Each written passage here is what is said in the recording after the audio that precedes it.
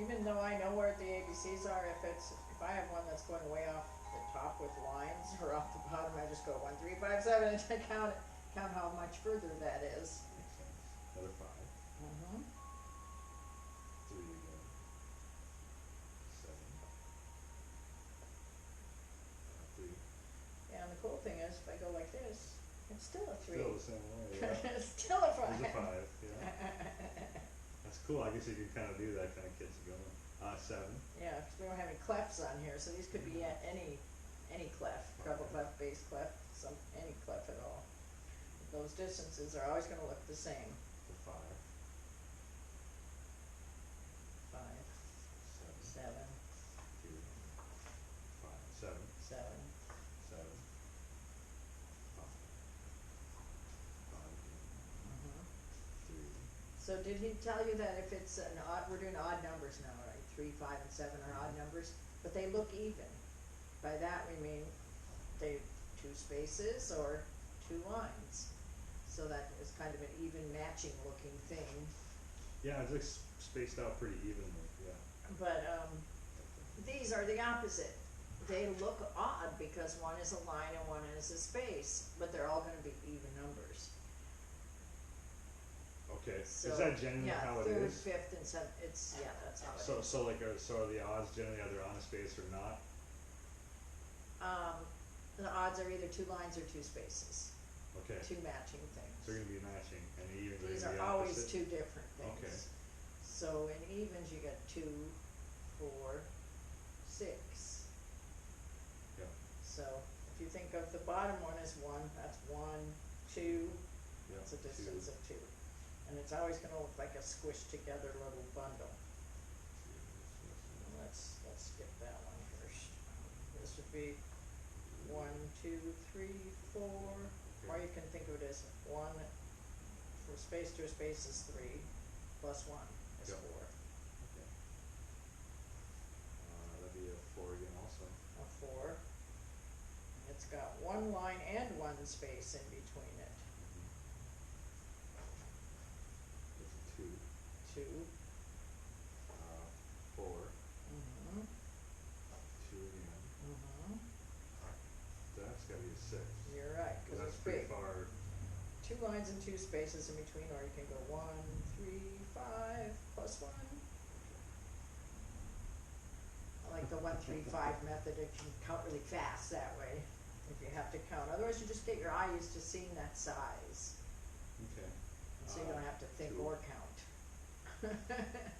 6. 6. 2. 2.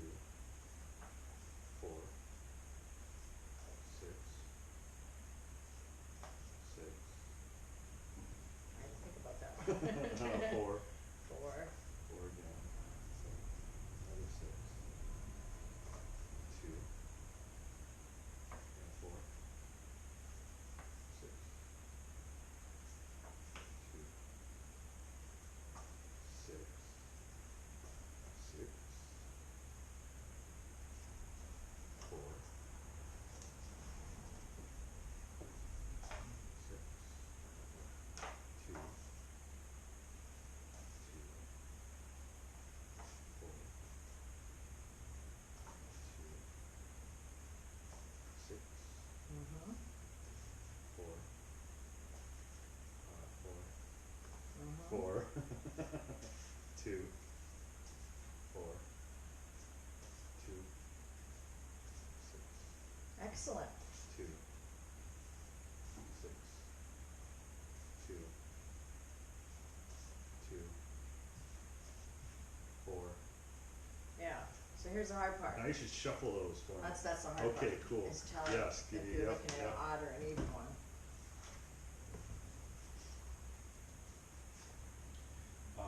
4.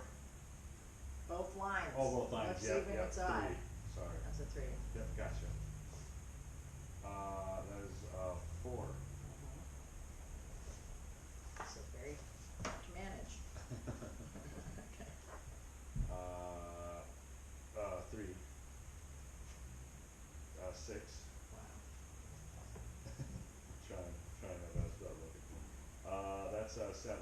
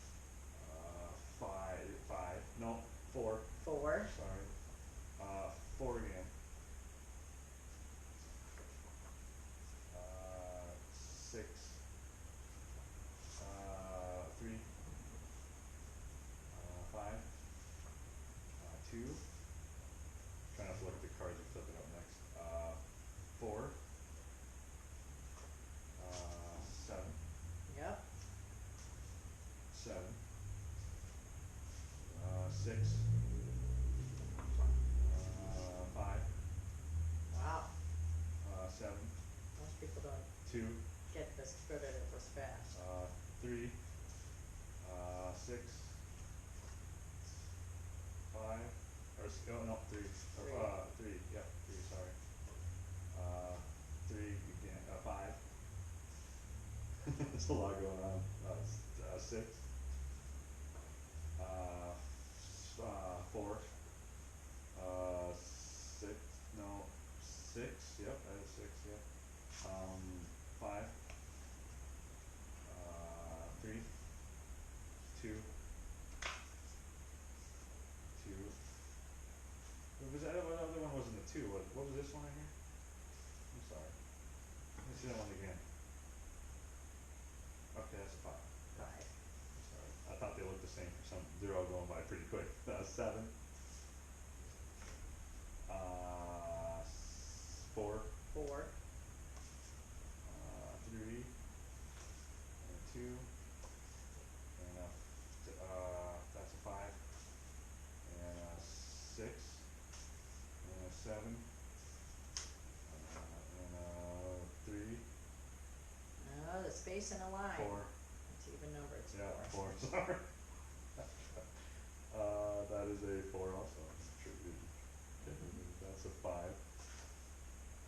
Four. Five. Seven. Two. Three. Three. No, it's an even, it's a four. Mm-hmm. Seven. Seven. Five. Two. Five. Six. And three. Two. Six. Two.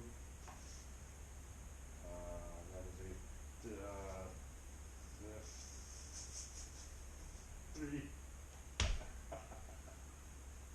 There's a lot of them there. Two. Five, no, that's a four. That's a four. So the way we're looking at them, Oof, I didn't they're ask them. stacked vertically.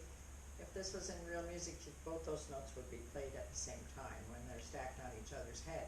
Okay. You're not gonna do that so much on the bass. Right. Maybe now and then you're gonna play Yeah. two strings at a time, but normally just one. Mhm. So the same idea is gonna work for reading sequential music, except that it's gonna be sequential. For instance,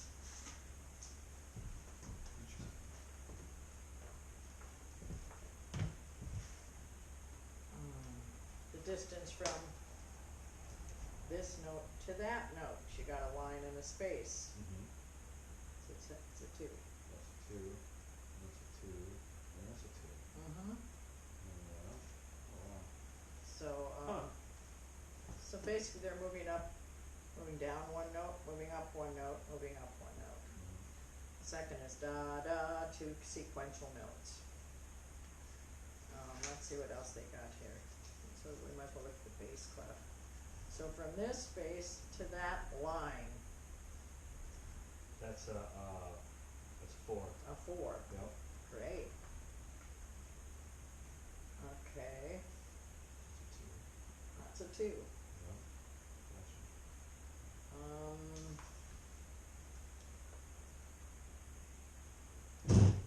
That's a two, and then a two, and a two. And a two. And a two again, yep.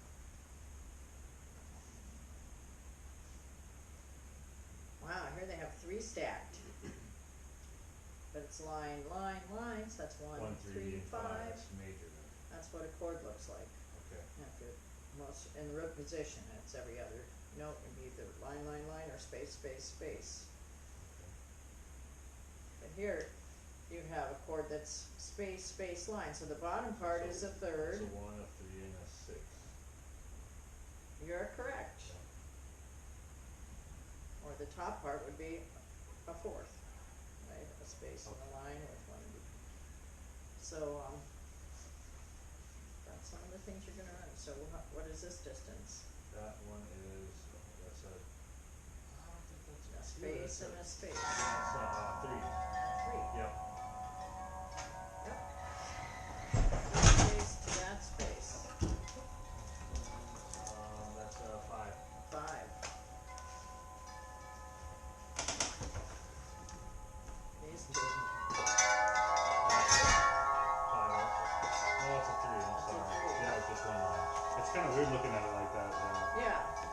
we do these flashcards and then people look at music and they don't realize they're doing the same They're doing the same thing. exercise, but they're just doing it horizontally Yeah, instead of instead vertically. of like that, it's kinda moving with it. Right. Okay. Then the only other thing that's going on here is black notes and clear notes. Black Yes. notes are 1 count or less, and clear notes are 2 counts or Or more. more. And that's rhythm, and And that's, that's rhythm in a nutshell, but I will let him elaborate for you. so you were showing him how to read numbers on the Well, staff. he mastered these so fast. Yeah, good, You know, I wasn't glad. showing numbers, I was showing intervals on the Yeah, staff. yeah, yeah, yeah. How to read these sequentially. Exactly, that's what we wanna Instead do. of vertically. Cause you're not gonna play too many intervals on the bass. But you know what intervals your strings are tuned to? From one string to the next, it's the same interval on all. That's what we're gonna work on. It's, fifths, isn't it? Fifths, right, which are, No. fourths, I mean, Fourths. fourths. Yeah, Fourths, which are violins 5 tuned to frets. fifths. Okay, that makes sense. 5 frets, but Cause, fourth. 'cause the string up Musically- above your root is your fourth. Yeah. Right, it's your Yep, low that makes is sense. 1, 4, we land you on A. We land you on D. We would add you on G. Gotcha, okay, fourth, So yeah. all those strings are a fourth apart, and that's what a fourth sounds like. Okay. Those flashcards are pretty fun. Yeah, and if you do them till it gets, you know, fluid, then in those drills, I then, after about 5 or 6 of those where I go faster and faster, then I actually show them on a staff, you know, on the blackboard.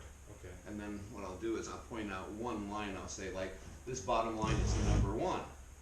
So then you'll see a 3, a 5, and a 7. And we'll go through doing hundreds of them until your eye just goes. And you can just start reciting them almost in real time. And that's what I mean by your left brain doesn't have to stop and think about it. You don't have to ask yourself, what's the letter name? Does it have a sharp or flat on it? Is it, you know, is it male or female? Does it go out with, you know, does it date people? You know, you don't have to ask all these silly questions that people wind up asking all the time that just get in the way of the flow. Alright, so, then, now what happens is, you get those intervals sizes in your eyeball so you can see them. The next thing is, instead of them floating around, what's gonna be is there's gonna be a reference line. And the reference line is always the name of the key. Alright? Okay. So if we're playing in the key of A, since you're reading bass clef, you're gonna have this F here, telling you that this is F. And then you just have to figure out where A is. Well, A is gonna be here, A, G, F, E, D, C, D, or here, A. So let's say that space is A. That's where our 1 is gonna be. So then you can tell that the next space is gonna be a 3, the next space will be a 5, and the next space will be a 7, and then the other 1 is gonna be right here. And what happens is, because there are 7 notes, every time we go to the next octave, it switches from a space to a line. And then what happens is, 'Cause from eight's here an even up, number. all the odd numbers will then wind up on spaces. So this will be 3, and that'll be 5, and the line above that will be 7, etc. And going down, the same thing happens. For instance, if I come from here down, it's going to go to the number 6. This pattern, and the pattern is this: 1, 3, 5, 7. Then it goes even 2, 4, 6, 1, etc. So what happens is, coming down, if I'm skipping to the next space, that's going to be 6. And if I skip to the space under that, that's going to be 4. And if I go to the space under that, it's going to be 2. And if I go, and then all of a sudden, we'll be back on 1 again. And what happens is, you'll see it's on a line now. Line, space, line, space, line, space, and that happens forever. Now on the piano there's 7 octaves, so we have to go through that 7 times. You know? So there are 3 of the octaves, everything's on the line, and on 3 of the octaves, everything's on the spaces. You just learn within 1 octave first, till you get really comfortable with it. Then you learn going backwards, so you can extend this over 2 octaves, and then your eyeball will get used to it. Okay. All right. So, so for now, in the key of A, that would be 1. So that means that, in this case, we could just come up with this generalization. All the spaces from here up to there are odd numbers, and all the lines would be even numbers. And that simplifies what we have to do in our brain. It's just gonna be odd or even, and that's all we have to recognize. Then we can guess the interval distance with this Okay. training that we're doing, where I can just see the size, bing, bing, bing, right? So, another thing is, when you get lost, you can always refer back to your reference. Your time. So in this case, yeah, the reference is going to be this whole space here, all right? And we'll do something in A, all right? So now, a typical baseline would be boom, bum, bum, bum, bum, bum, bum, bum, bum, bum, bum, bum, bum, bum, bum. So this would be 1, 1, 3, 3, 5, 5, 6, 6, 5, 5, 3, 3, 1, 1. Right, then you want to play that in any key, and since we're in A, that would be this here on the 5th fret.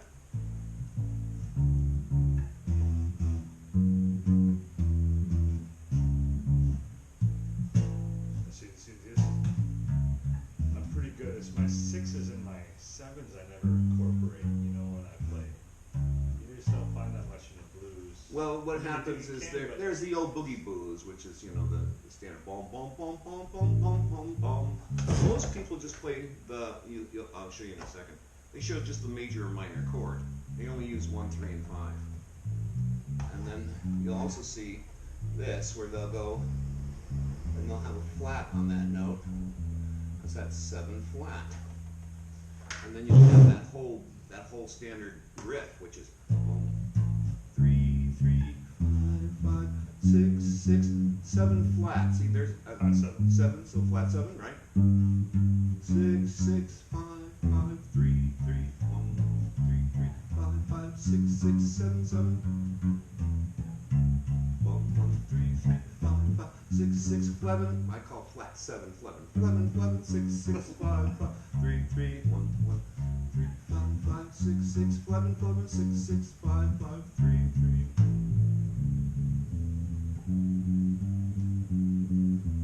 Right. And most bass lines will do that, or the other thing they like to do is they like to go 1, 1, 11, 1, 1, 1, 11. Oh, yeah. Lots of Prince. Yeah. The guy who really used the hell out of that was Sly. Sly and the Family Stone. You'll hear everything take you higher. I wanna get, every fucking thing he's using that. He's using that 1, 1, 11, 1, 1, 1, 11, 1, 1, 1, 11, 1, 1, 1, 11, 1. Boom, boom, boom, boom, boom, boom, boom, boom, boom, boom, boom. Yeah, really simple, right?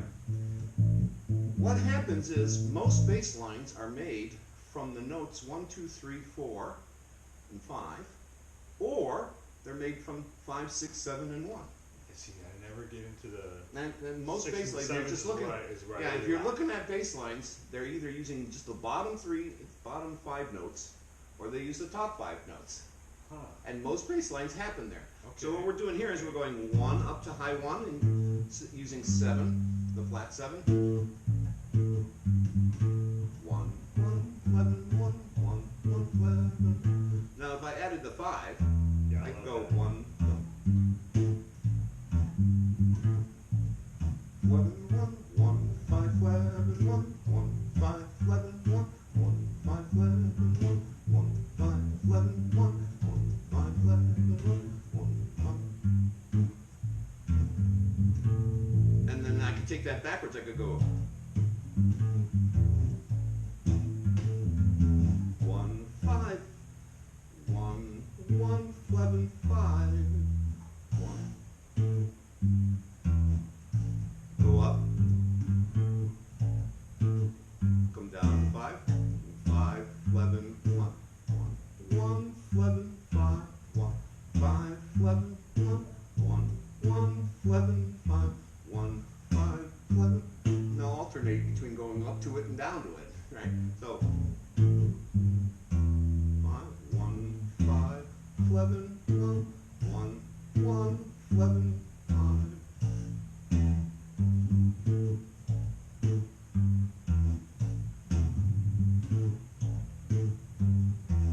Oh, I gotcha, okay, okay. 1, 5, 11, 1, 5, 11.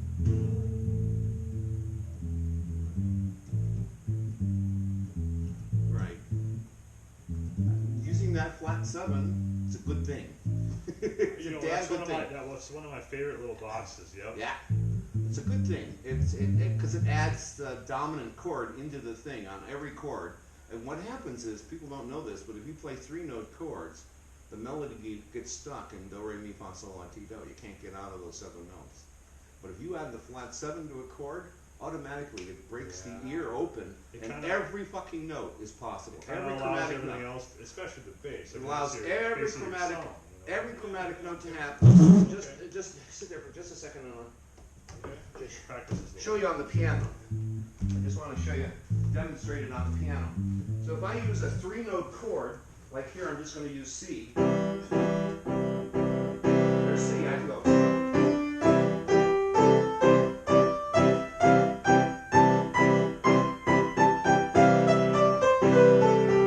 I can use a 2-4-6 chord.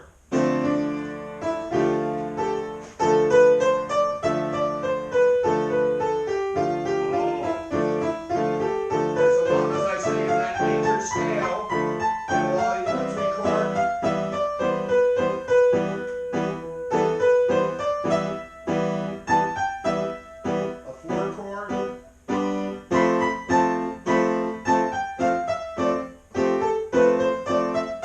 All those notes will work.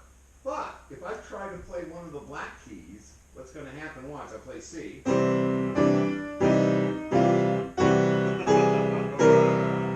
Especially if I'm playing a 6 flat.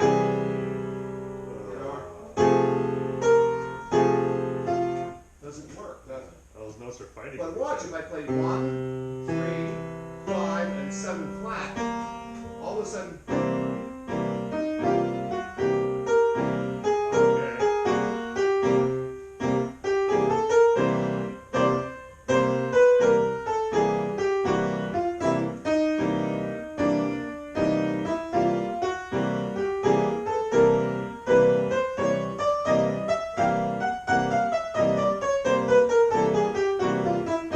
Yeah. they all work. See? So what you're doing by adding that flat 7 into a piece of music as a bass guitar player is you're giving the soloist permission to go on those black keys and to go off out of the scale and to always sound like it makes sense. If we stick to those 3-note chords, everything just stays on the white keys That makes or sense. stays in the major scale. But the minute you start adding That's interesting. that flat 7, and that's because it's the 7th overtone of a single vibrating string. And there's something, it's an old mysticism about the 7th son of the 7th son being magical, and where that phrase actually came from is the 7th overtone of a vibrating string. If I'm vibrating A here, you get the first overtone is the octave, and then the next overtone after that's the 5th, the 3rd overtone. The 4th overtone's another octave. The 6th overtone is the 3rd, and the 7th overtone becomes the 7th flat. And that for some odd reason, So then why do they? Why? not the 7, but the 7th Yeah. flat, So why do they? it's normal. I And suppose so- it just has. I suppose it's mathematically correct the Yes. other way. Yeah, One, if you 2, 3, 4, 5, multiply, 6, 7. like if you take A, which is, this is 220 cycles per second, and if you multiply it by I was 2, gonna you say get 440, but we're that- not well, lower. Yeah. octave lower. Correct. And it might even be as much as 110. 110, you double that, 220, then you triple it and you wind up with, with 3 something, and what happens is that winds up being your new note. Yeah. Every odd overtone is going to produce a new note. The 7th overtone actually kicks our ear out of the major scale and adds what's called a dominant chord. And the chord that's coming out is 1, 3, 5, flat.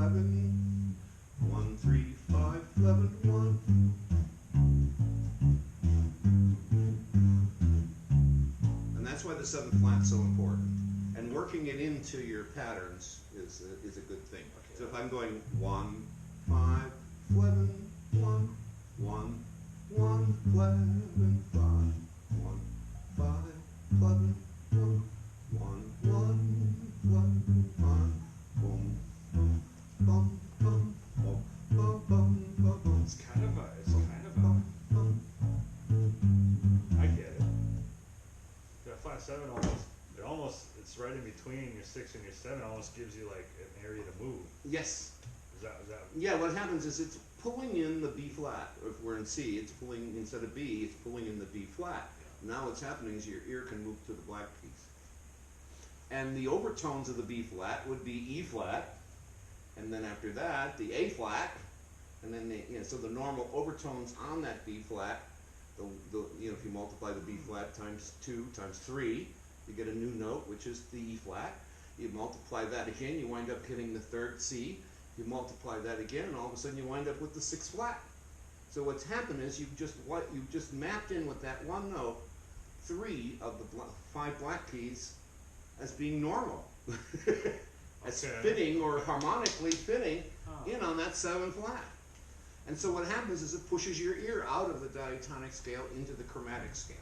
And that is why jazz musicians always use 4-note chords. They almost never use 3-note chords. And if they do, it's because the melody is going to be on the white keys or in the major scale. And then when you move into chromatic, that's our 12 or 11, whatever you want to call it, the octave. But that's that's all. That's the whole fucking thing.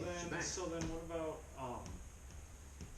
when would you ever use? I mean, as a bass player, is it more fundamental to use the flat 7? When would you use an actual 7 then? You use it, the major 7th is a very modern sounding chord, and it didn't get used until people like Grieg in the 1840s to 1890s. It took time for audiences didn't like it when they first heard it, and it took time for their ear to get used to the idea because it was too much tension for those people back then. Okay. Now what happened is along came the Industrial Revolution, and we started building big ass machines that made a lot of noise. And we started making cars instead of horses. And we started producing horns and loudspeakers and all these kinds of machines that started making lots of noise. And ordinary people had to get used to the ambient level of noise in their life going up, up, up, up, up.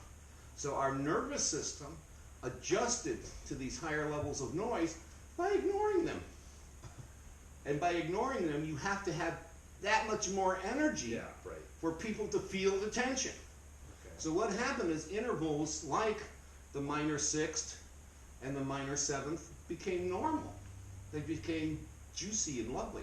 But the major 7th now started creating tension, and the tritone, which we call the flat 5, that created the most tension in our system because we only have 13 intervals.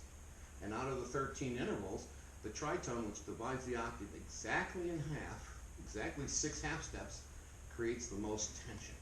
And there's nothing that resolves that. That is still beyond what we ordinary people's nervous system can handle. Now what's happening is in the last 20 to 30 years, we've been evolving into higher and higher levels of noise. What you'll see is in the 30s and 40s, musicians like Rahsaan Rowan Kirk, Sun Ra, particularly Sun Ra and Thelonious Monk, were bringing in those sharps and flats that no one else was bringing in. And people were saying when Thelonious Monk first started playing some of his songs, people said, well, he sounds slightly outside the scale. He sounds weird. Then what happened is about 15 years later, everybody's humming the tune. And now he doesn't sound weird anymore because the common ear got used to it. Okay. And then what happened is you get to people like Sun Ra, where now he's throwing any note he wants out there in any fucking order he wants, and he has what he refers to as controlled chaos. A glorious noise unto the Lord is the way he defined music. A glorious noise unto the Lord. And what he discovered was something interesting. If you play the diatonic notes slowly, and you always land on some note, if you're going to hold a note, you land on a note that's in the chord, that is always such a nice resolution that it feels comfortable for people. But if you're playing outside those notes, they have to keep moving. You can't play those notes slow. So if you play those notes slow, the tension will creep in and people will hear it or feel it. But if you're moving quickly through those things, then they're just like little stair steps that are going by fast. It's like being on an escalator rather than climbing up a ladder slowly. And what happens is your ear will tend to accept those things. He found that if he moved fast enough, he could play any interval in any direction, anywhere, at any time. And if you kept moving with some kind of emotional intent, people stopped listening to the melody and started trying to pick up on the feeling that was coming across. Because their ear can't lock into the normal overtone series, and they can't be led around by their nose like they do when you're playing the diatonic scale. So what happened is people stopped listening to the specific scale notes and started trying to feel or get an emotional impression on what he's doing. And he found out that if he kept playing oddball notes, but he kept putting intent into it, a lot of emotion into it, people would accept that as being okay. And then what happened is, you'll see again in the 40s and 50s, this rule in jazz came along that there are no such thing as wrong notes, there's just bad intent. And that if you play a wrong note, what you do is when you come around, you play it again. And when it comes around, you play it again. And if you play it 3 times in a row, people will go, oh, that wasn't a mistake, that's what he meant. That's funny. People will accept it. Yeah, right. I get it. See? I get it. On an emotional level, people will accept that. So there's always that joke, I don't hit wrong notes, I play jazz. Jazz. And so what happened was, Sun Ra and Rahsaan Roland Kirk, more than anybody else in music, took us from songs starting out diatonically, moving to the chromatic scale, and then literally moving into noise. And he would move into the noise and back out into the chromatic scale, which would then be a relief, where normally it wouldn't be. And if he moved back to the diatonic scale, it was even more of a relief. So instead of only having 2 basic levels of tension, he developed 3 or 4 levels of tension in which we could go from extreme order to total chaos. And anything in between was now acceptable as long as it had rhythm and some kind of groove or emotional intent. And people would accept that. In other words, it got to the point where in the turn of the century, if people saw a train crash into a wall, that was a big, horrible event. Today, people would stop on the freeway to look at the accident just to take a little look and get entertained and move out their way. They're not as concerned about it as they used to be. We've become somewhat callous. And that's actually a good thing in the long run for musicians, because now we can play whatever the fuck we want, as long as we play it with some kind of emotional intent and some kind of rhythmic drive. People will just give up trying to hear that scale and start to feel the groove, and will accept any noise. So these guys, if you look at Thelonious, and then exactly 10 years later, along comes Rahsaan Roland Kirk, and then almost 10 years later comes Sun Ra, and over that 30 to 40 year period of time, these guys broke down the tyranny of harmony to the point in which any kind of thing. They're also the guys that started putting 9th chords and 11th chords and 13th chords in there to add more tension to the chord. And what you had is early bebop players were complaining they couldn't play with Thelonious Monk because he was reharmonizing the chords in such weird ways they didn't know what notes to play. The only guy that could play with him was this guy Dizzy Gillespie. And Dizzy Gillespie could play fast on that trumpet, and he could play any fucking note he wanted, and he'd pucker up his cheeks and go crazy. And the rhythm, the bebop rhythm, was the thing that he was driving hard, and people got into that feeling. And that also led to things like rap music, where this idea of rap became more acceptable to people. Music without a melody, music without a harmony, or some kind of backtracking, and people are putting words over it. And what really counts is what the words are saying and the drive, the rhythmic drive with which they say it. Yeah.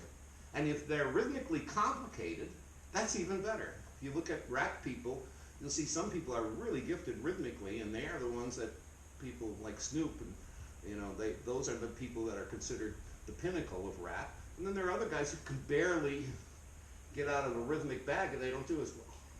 It's sort of boo, Mm-hmm. boo. And then their voices are being so monotone. Monotone. It's like, I can't handle, you know, I Exactly. could hear 6 songs and I Exactly. still hear the same And song. the other thing is, people that don't have the rhythm, they rely more on the rhyme scheme, having words that rhyme, because then people pick up on that. That comes with it. But if you listen to people like Snoop, he didn't have to rhyme a goddamn thing.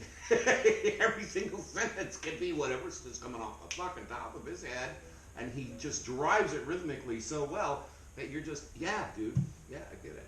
So what happened is these three guys, over a 30-year period of time, caused the audiences to accept noise as music.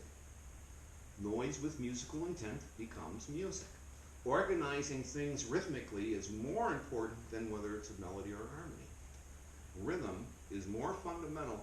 You can have music without harmony. You can have music without melody. You cannot have music without rhythm. And that's what modern composers learned. By the 1970s, as we went back to minimalism and people like that, they realized it was all about the rhythm.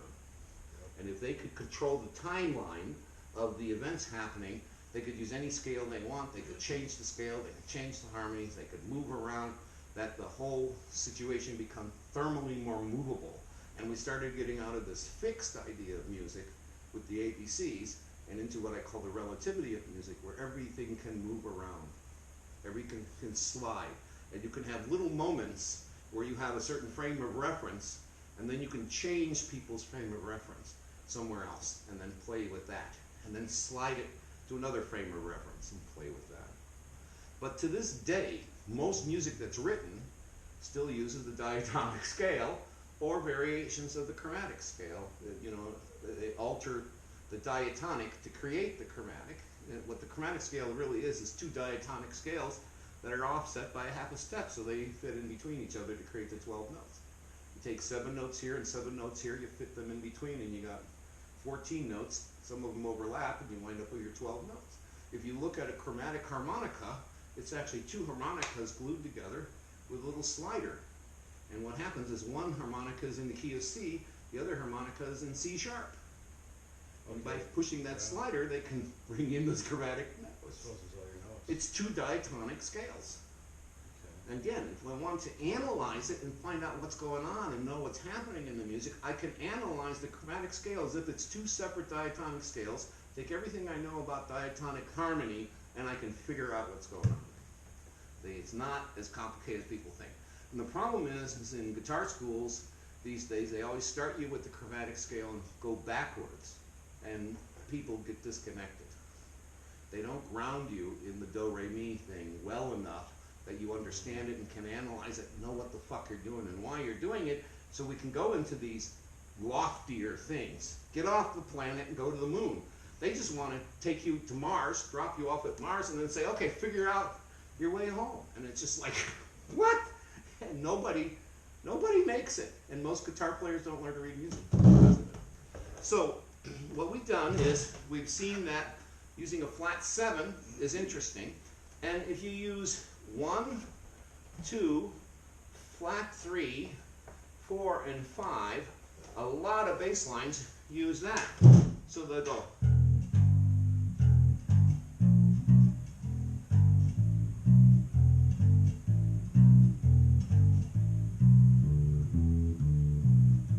And that's where these pentatonic scale things come in, because they're little pieces of pentatonic. So you can go 1, We're in G right there?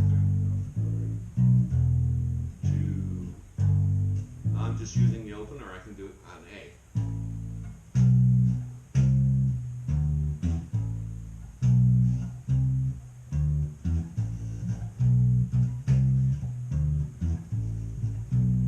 Three, flat, 4, 5, 1, 2, 3, 4, 5, 1, 2, 3, 4, 5. And lots of bass lines can be made from that. You can just go, you go. 5, 4, 5, 1. Or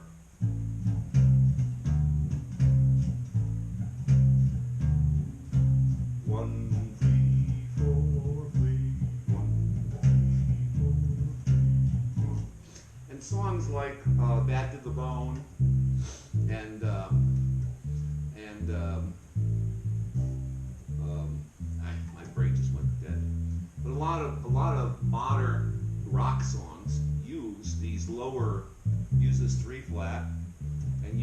lower notes to make up bass lines.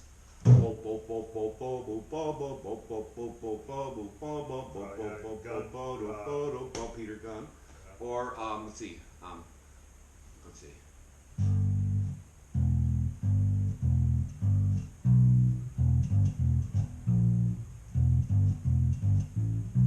Yeah.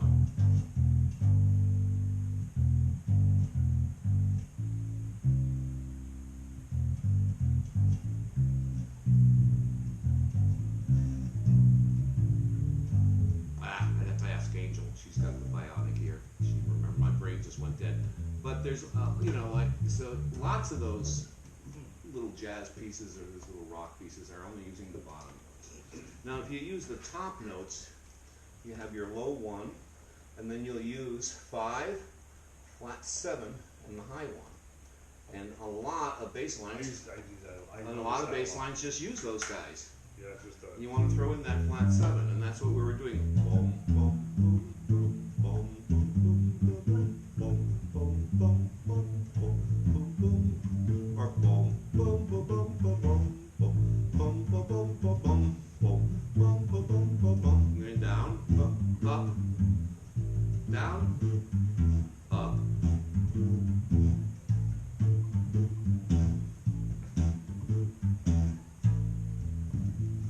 So learning riffs, little riffs, and seeing them as small little interval patterns, and then memorizing these little interval patterns and then throwing them in on where the 1 would be, or throwing them in where the 4 would be, or where the 5 would be, is one of the main things you do playing bass. And you will find that when you analyze these things, they come in either the low part of the scale or the high part of the scale. Rarely do you see them together. Now, really great bass guitar players like Benson and people, Mingus and people like that, they use all the fucking notes, and they figure out patterns that make some kind of sense, but they make rhythmic sense. If you blow the rhythm and just play the notes one at a time, they don't make as much sense. The rhythm is almost essential to getting the riff across. So, when you start doing things where you're going 1, then you're going 1, 1, 3.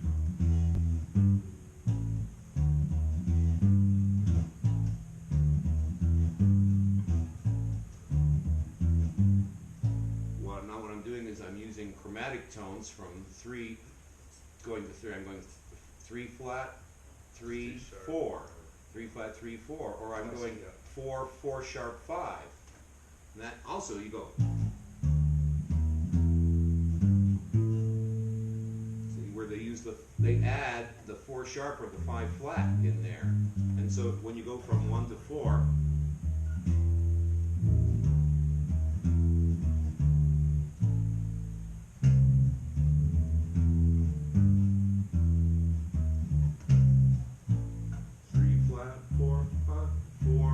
Sharp 5 6 5 5 flat 4 3 flat 1.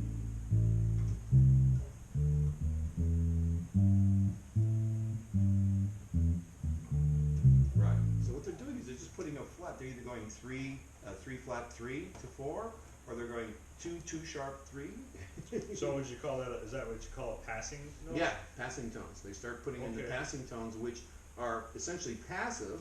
And they require rhythm to push them and to move them. You would never stop on. You would never You go. wouldn't stop it. You would walk through or slide on it. Yeah, or which is why is that why you had me sliding on those like yes, when you're doing that. Okay.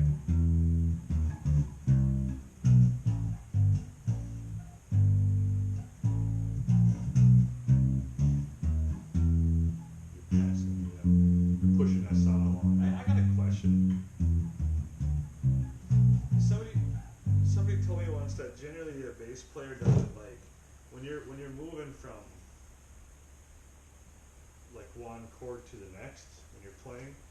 Do you generally move like up to it or down? Because somebody You can go either direction. see that's what I think. And Whatever a lot of you feel, preferences. There are some, like in Latin jazz, they expect you to do both at the same time. Because somebody told me like if I was if I was here, let's say I'm an A and I wanted to go.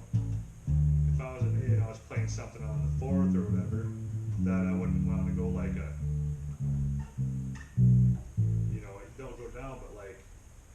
4 to go like a Right. back up to it. Somebody's trying to tell me that there was one direction that you're always supposed to go. Well, Does that make sense? Like if I'm I know where he's coming from. If I'm at the See, what 4, I'm happens going is to the 1, if do I I go from 5 up to 1, Uh-huh. it sounds like the piece is ending. And if I go from 5 down to 1, it sounds like the piece is ending. Now, when I'm going from 5 up to 1, I'm moving up a fourth. Now, if I did that normally, if I went from 1 to 4, it wouldn't sound like the piece is ending. Okay, so I can use a fifth going down and a fourth going up to resolve something, but I can't do it the other way around. I can't go up a 5 or down 4. It doesn't work. So some intervals work good in one direction, but not the other direction. Okay.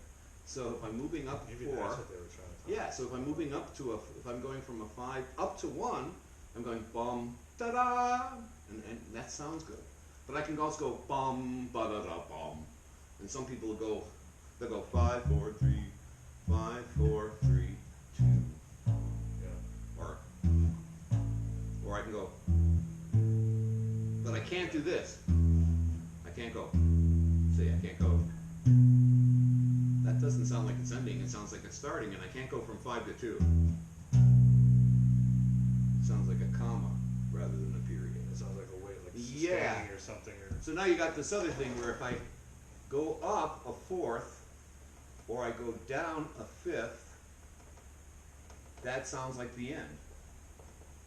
But if I go up 5 and come down 4, it sounds like a comma, and the music wants to move. So these intervals work in one direction but not the other. And that's one of the reasons that I would probably make those choices. But other than that, I try not to pay attention to that shit. I just stick to my numbers, and things work out by themselves. And also, when you're learning counterpoint, they call these parallel fifths, and you're not allowed to use them when you compose, because what happens is too many of the notes start locking into each other, moving up and down, and you lose the individuality of the notes. It's best that they're moving opposite directions to each other, which is why you always want the bass line to go in the opposite direction of the melody. A general rule would be if the melody's going up, then you would come down. And if the melody's coming down, you would go up. riding that. Because you want the maximum contrast. If Yep. we start moving in parallel, then the bass, the flute, starts to sound like it's part of the bass, and it's one of the overtones of the bass, and it sounds like one voice moving up and down, and you lose the identity of the motion. Sometimes I hear that, like a guitar player start playing, and the bass player be up around here, and it's like, man, it's like it's just, there's nothing. Doesn't sound like two people Yeah, anymore. yeah. They blend into a single voice. Yeah. And so what you want to do to retain your identity is to always have your thing moving in contrast. Okay. So when I write music and I write a melody, I look at the shape of the melody, and right away I'll choose the bot going in the opposite direction for the bass. If I can go up to 1 or down to 1, I choose depending on which way the melody goes. If the melody's going up, I'm going to go from 5 down to 1. But if the melody's coming down, then I'm going to go up to the 1. And that's the only time I would even consider it. Okay. Okay. So now, the next thing, riffs. So any kind of riff, and then the riff can be moved around, and the riff has a root, if there's a 1 on that, and then you're building off of these patterns. The next thing is, as you know, the major scale. And the major chord goes 1, 3, 5, 3, 5, 1, bum, bum, bum, bum, bum. And that's the major, so you're going from here. Now why am I going there, and then up to 5? Because that's a major, so 1, 3, 5. That's your. Turns out that if I go from here to there, I'm going up 5 frets. And if I want to go from the number 1, 2, 3, I'd have to move from there up 4 frets. I can do that. But now my hand is doing a lot of traveling. Yeah. Okay? So I can use the mathematics, and people don't realize this. It's the 5 times tables. It's the most important thing on playing guitar. As a matter of fact, the number 5 is the most important number in music. And I don't want to go. I did a lecture for an hour and a half once. A friend of mine said, prove it to me. And I did an hour and a half lecture on how just the number 5 creates the whole fucking system. And he was blown away. Yeah, absolutely, Okay, yeah. so what happens is if I go up to the 5th fret, that's now A, Yep. my next open note. So you can think of going from one string to the other as automatically 5 frets. Yep. Automatic. Now if I want to go up 4 frets,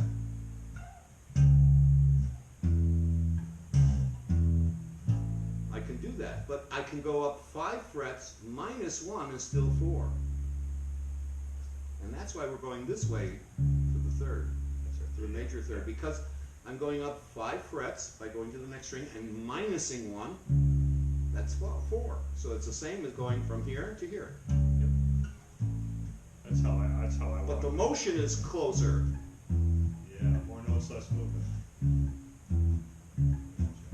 Now the problem is if I'm coming off of the nut, I can't do that because I I can't know. play a fucking note. So I have to go.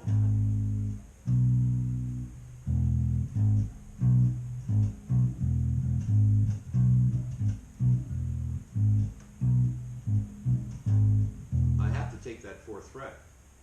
Now I'll show you. I can go up 2. Going up a second, going from 1 to 2 is 2 frets, but I could also do it by coming here 5 and subtract 3. And there's the same note. So I can go.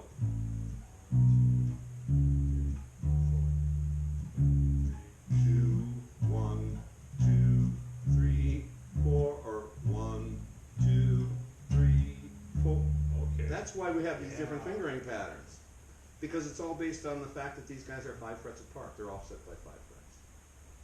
If I I never thought of that. if I know how many frets each interval is, then I have the option to go in any fucking direction I want to, including backwards to go up. I can play the scale going completely backwards. Yeah, that's what I want to do is try to incorporate all my numbers.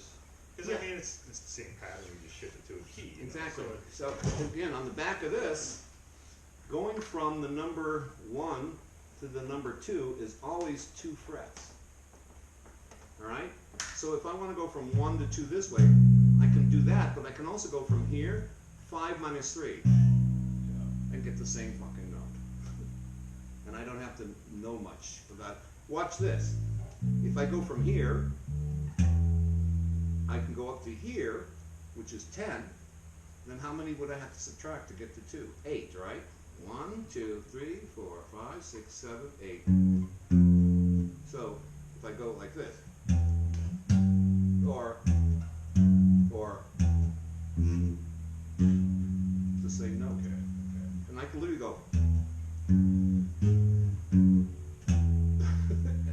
as well as going, or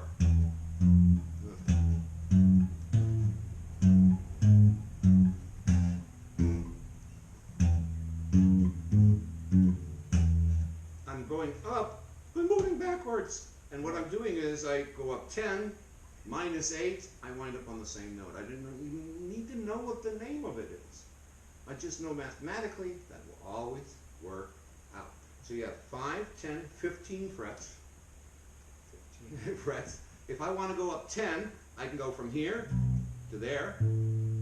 But I can also go from here, up here, and back 5. And get the same note. Because of the 5 off. Yeah. By multiplying and dividing by 5, I can find these same notes in different positions. Now, another example is going from 1 to 3 is 4 frets. Okay. So I can go like this.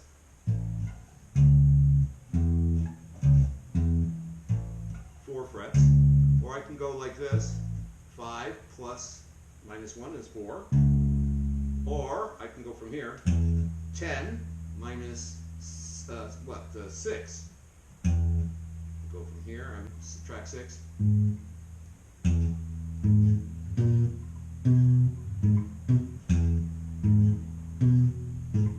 And I'm playing the exact same notes, even though it's all over the fucking place. But this is what's important. That distance of a third is always 4 frets. Okay. And the fifth is always 5. The fourth is 5. always 5. Yeah. Now going from 1 to flat 3 is interesting because it's 3 frets. So going from 1 to here.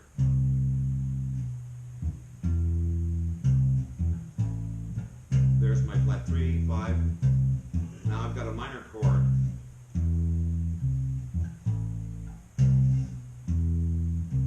Or I can go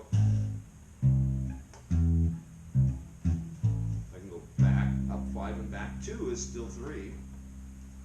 Yep. So I can catch it in a different place and just do a little mathematics. And when you're having problems with fingering, you just do a little mathematics and push one of the notes in another direction, and then all of a sudden your fingering problem will solve itself in most cases. And again, you don't need to know what the names of the notes are, you just need to know this formula. Now going from 1 to 4 is 5 frets. Going from 1 to 5 is 7 frets. Alright, and then if we go from 1 to 6, that's going to be 2 more, right? So that's going to be 9 frets. And going from a 1 to a major 7, That's going to be actually 11. 11 frets. And 12 would be your octave. And 12, yes, and then 1 to high 1 is 12. Gotcha. Now watch, let's just look at this. I can play the octave by, I'm here by going Yeah. Up to 12. up to 12, or I can go up 5 plus 7.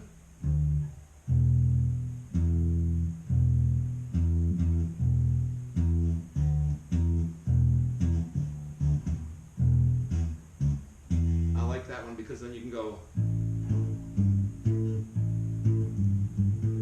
want your next chord, your fourth. I got your fifth. Yes, your fifth is your chord. Yeah, okay. got it? Okay. Now another thing I can do is I can do this. If I want to play another A, I know this is A, I can go up 10 plus 2, there it is again. There's your And that's why this, I call this the Rook's move. It always gives you that octave. And a lot of people learn that, but they don't realize that it's actually, what you're doing is going 5, 10, 12 frets.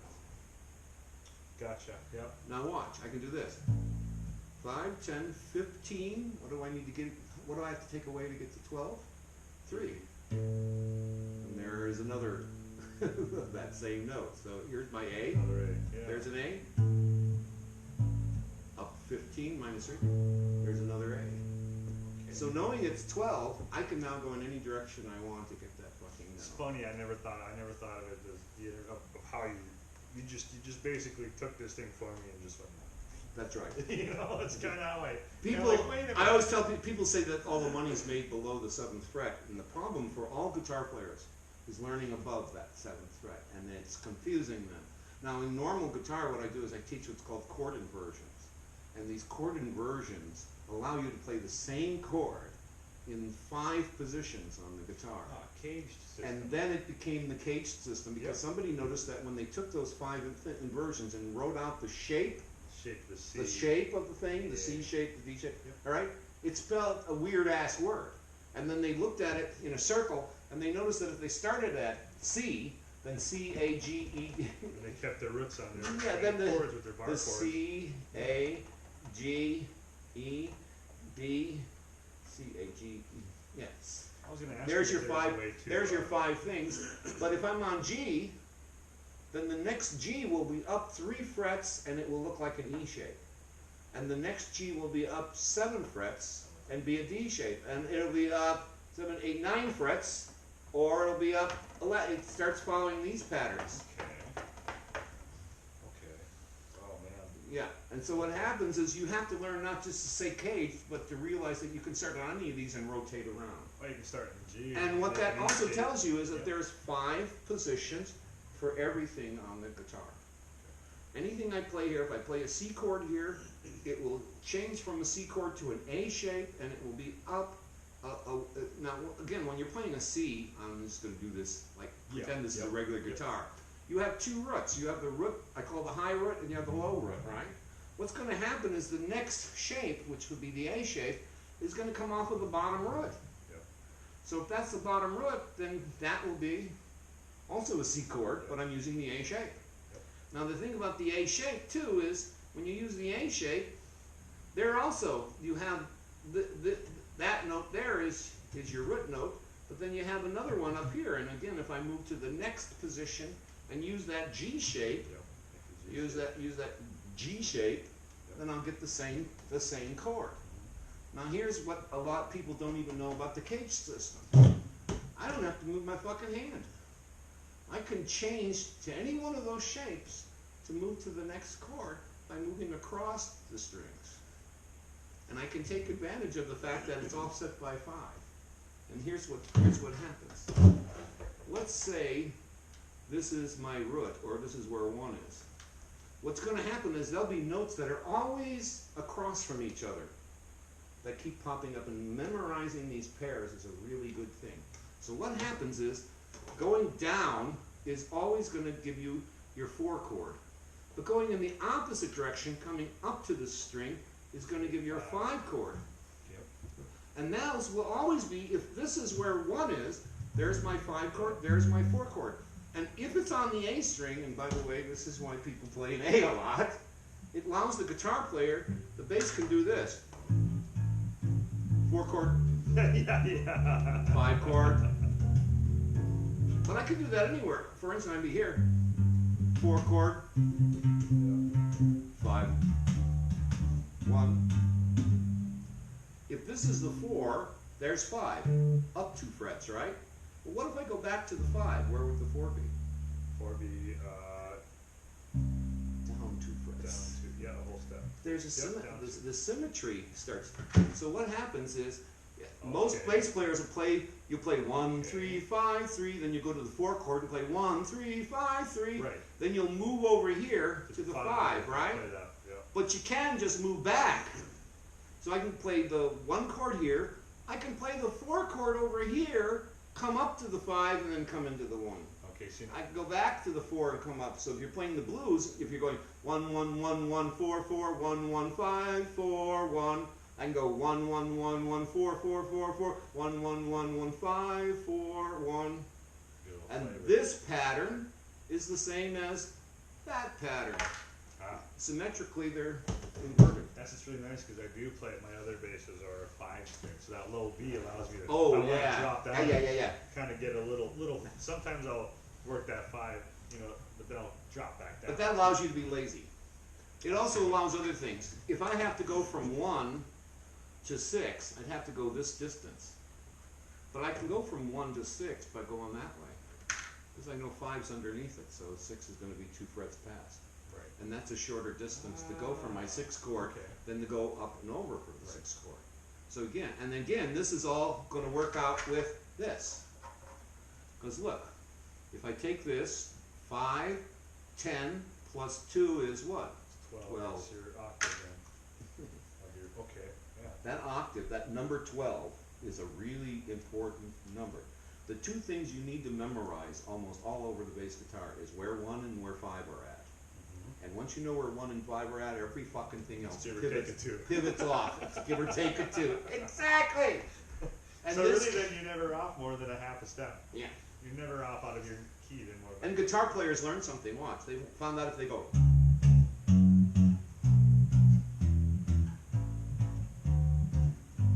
I'm going through the circle of thirds. I'm going through the circle of fifths, believe it or not.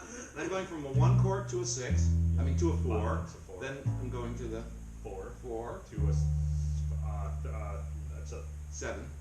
4, 7, 3, 6, 2, 5, 1. And you're going through a thing called Jeepers Creepers. Jeepers Creepers, where'd you get those peepers?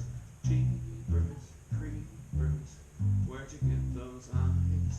You don't know nothing, you really started something. okay. Yeah, cool. Little trick, right? And I can do that, the circle of fifths on any string, by doing that, going from here, a 4th, then moving back to the, and then up a 4th, then moving back, up a 4th, moving back.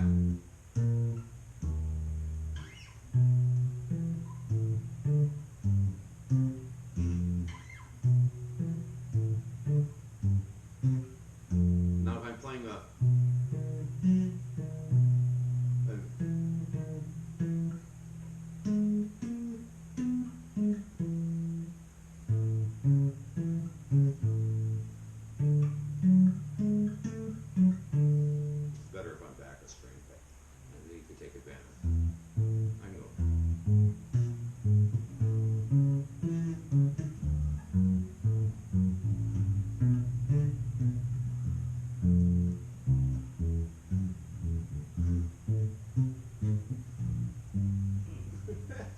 through the circle of fifths by doing this little zigzag pattern, this backward zigzag pattern. And that's your 1, 6, 4, 2, 1, 6, 4, 2, 7, 7, 5, whatever. On the piano, it's easy. I developed this thing on the piano, which I call the crab. You go every other note, and that gives you and you start on 4, right? And you do that, and then what you do is you move these 2 notes down, and now you move to your 5 chord. And then you move these over, and you move to your 1 chord.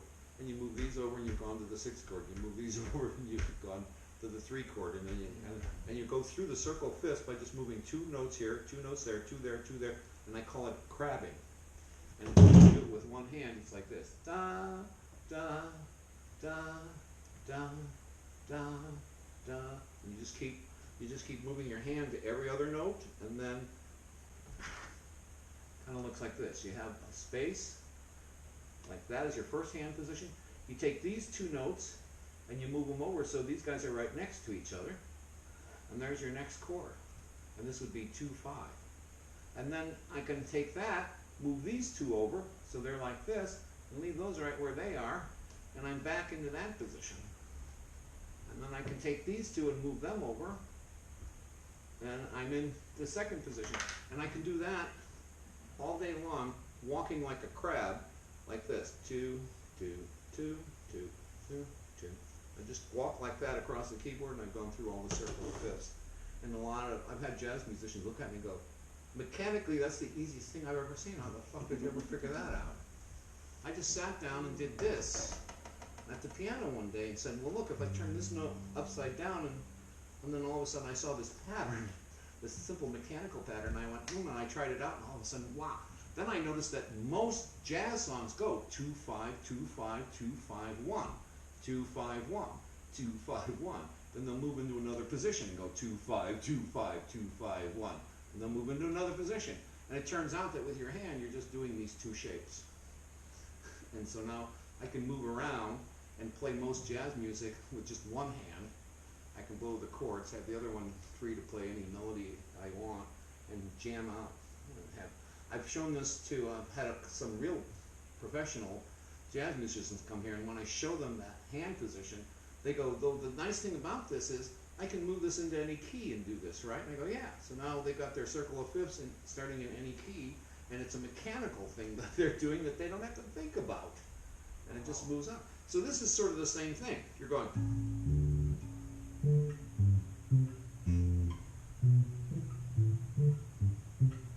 Okay. So then we have our let's see, here's C, here's D. If I'm playing in D, I'm going to play my major scale, my major chord,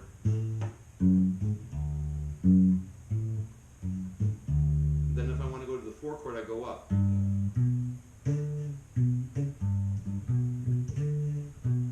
And then I can move over.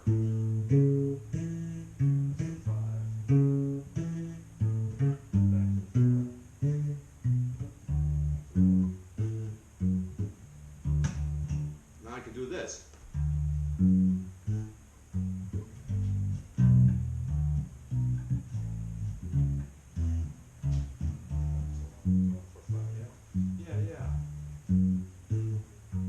Go for my 4 here. Then move my 5 right there, right below it. When it's easier to come into the 1 from the 5 there, and especially if you're going, and if you're going up 1, 4, 4, 1, 5, 4, 1. I go 1, 1, 4, 4, 1, 5, 4. It's the same thing. And the next thing is minor chords. Now a minor chord, the hardest way to play it is to go way over here. Flat in the 3rd. But it's shorter since the major is 4 frets away, and it's only 3 frets, and the 5th is right there. Fifths are 7 frets, right? 5 plus 2, there's that Knight's move to give you the 5th. 10 plus 2 is octave. You always find the octave and the 5th are right across from each other. They hang out to look at it. Wherever I find a 5 here, the next string up, actually, we'll call it Yep. up, would be right across from it. The 1 will always be right across from it. Always. They'll lock in that way. And the Yep. 4 will always be behind, it'll be behind it. So what I can do is, for my minor, I can go.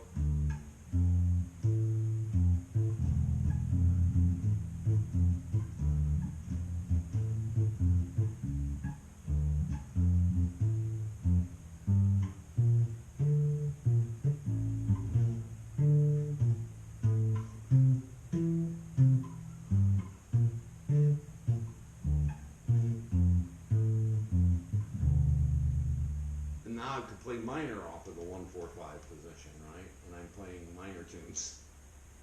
So I played minor off of my D.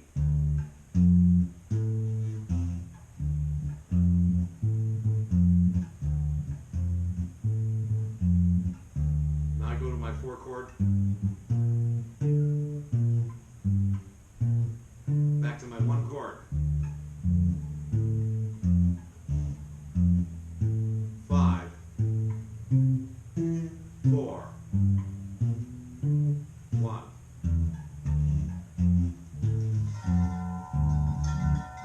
Alright. See, and now what we're doing is we're playing. Now, very quickly, just to finish this up for you, and then what I'll do is I'll post some more videos on that site for you while you're going, and I'll give you my email. Please email me, ask me any question, and I'll make a little video about it, post it online for you. Okay. Because if I have a student out there that's asking me questions and I have to post videos, that's going to build up my site, and also other people coming in watching are going to be asking the same questions you are. Yeah. So Okay. it'll help sort of create a flow, okay? So now here's the other thing. We were going 1, 2, 3, 4, 5, 6, 7, 1. 1 is always a major chord. 2 is minor. Alright, yeah. 3 is usually. 3 is minor. 4 is major. 5 is major. 6, I could do this, We get minors. minor there, or I can move from the 5 up here. It's usually what I do. I can do but the I 6 like- there, but you can go over there for it, right? Okay. Because you're going 1, 2, we're going 1, 2, 3, 4, there's 6. Okay. Now the 7 is usually a diminished chord, but let's make it a minor. And then you're right back